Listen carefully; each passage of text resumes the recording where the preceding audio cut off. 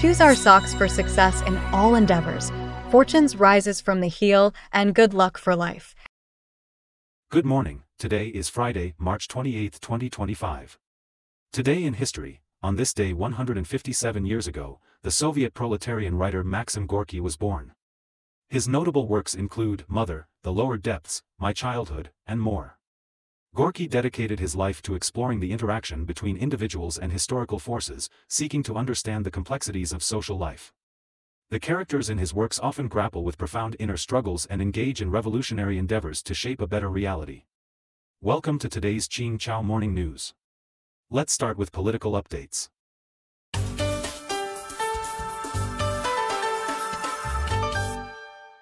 UK Chancellor plans civil service cuts. According to Reuters, a source from the UK Treasury recently revealed that Finance Minister Reeves plans to cut over £2 billion in government expenses annually by 2029 to 2030. Reeves aims to reduce the civil service administrative budget by 10% by 2028 to 2029 and further cut it by 15% by 2029 to 2030, ultimately saving £2 billion a year by the end of the parliamentary term.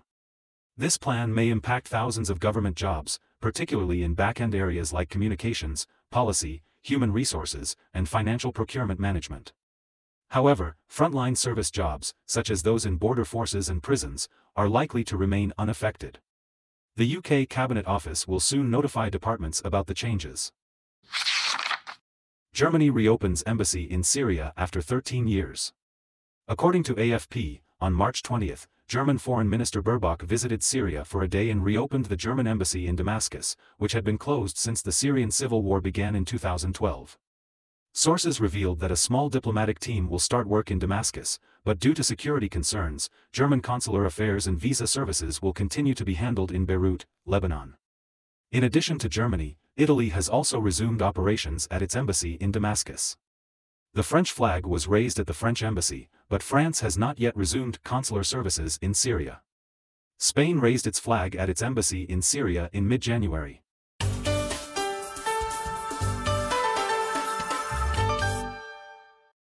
Israel intercepts Houthi missile. According to Israeli news, the Israeli military recently intercepted a missile launched from Yemen. Houthi military spokesman Sari later confirmed that the Houthi armed forces were responsible for the attack, which targeted Ben Gurion Airport near Tel Aviv. Earlier this month, the United States carried out a large-scale strike against the Houthi armed forces, killing at least 50 people. In response, the Houthis vowed to retaliate and expanded their attacks against Israel, following Israel's renewed offensive in the Gaza Strip. Malaysia purchases a multi-role vessel from Turkey. On March 22, Malaysia and Turkey signed an agreement to purchase a Turkish-made multi-purpose mission ship for use by Malaysian maritime law enforcement agencies, at a cost of $68.8 million, to enhance national maritime security. The 99-meter-long ship can operate for 30 days and accommodate up to 70 crew members and 30 passengers. It is also equipped with 4 high-speed interceptor boats, 2 drones, a helicopter landing deck, medical facilities, and a detention center.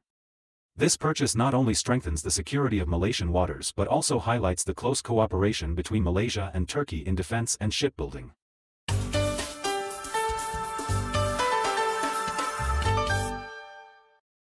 Canada's oil exports to U.S. hit 2-year low. According to Bloomberg, data from the U.S. Energy Information Administration shows that U.S. crude oil imports from Canada have dropped to 3.13 million barrels per day, the lowest level since March 2023. Earlier this year, Canadian oil producers increased their exports to the U.S. to complete shipments before former President Trump threatened to impose a 10% tariff on Canadian energy products, driving U.S. imports from Canada to a record high in January. Some analysts suggest that with the U.S. tariff policy now in effect, the volume of U.S. oil imports from Canada will continue to decline. Additionally, Canadian oil producers plan to cut production from April for seasonal maintenance, further restricting crude oil supply to the U.S.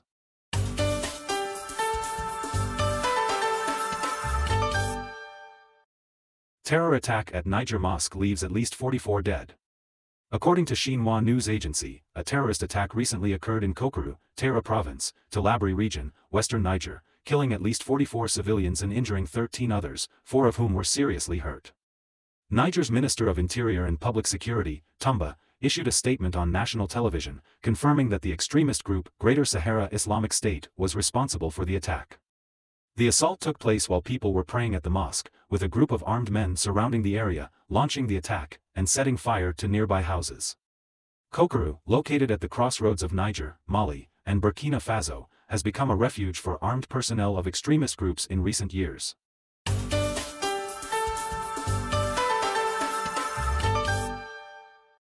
Soil and sediments absorb more CO2 than trees.